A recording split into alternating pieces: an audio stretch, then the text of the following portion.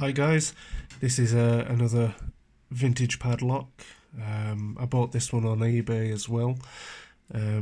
This comes without a code, and it's by L and Co.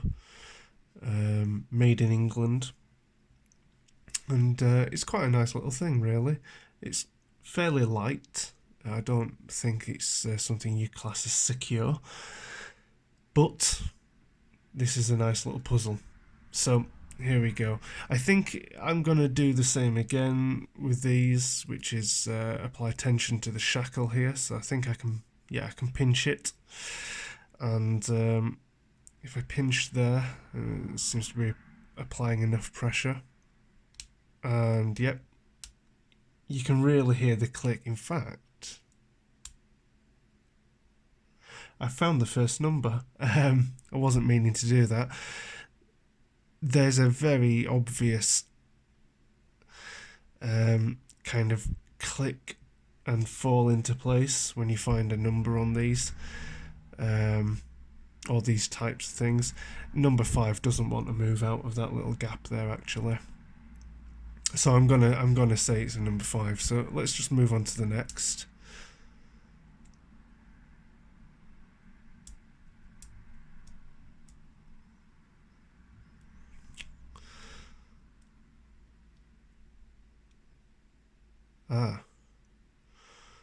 That's just fallen in. I think number 5 might have just moved out a little bit, which is why it skipped past number 9 before. But now with 5 placed again, number 9 does not want to move, so let's go with that, number 9.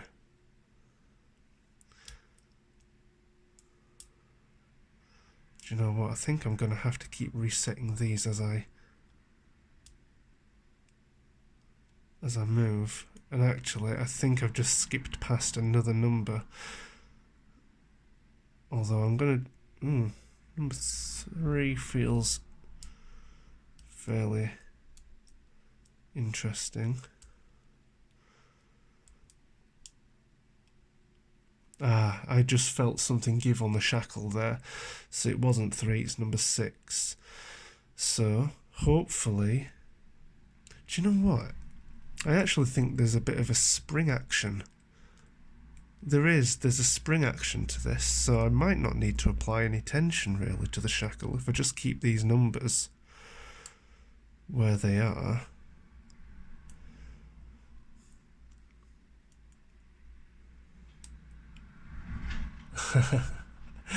And there we go. Very nice. Yeah, I like this padlock. It's, as I say, it's not secure.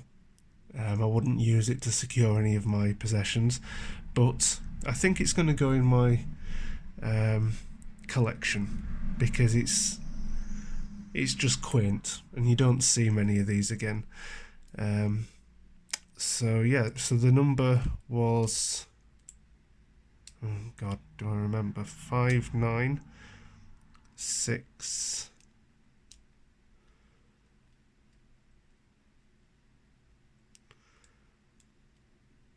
9. There we go. Cool. Thank you for watching.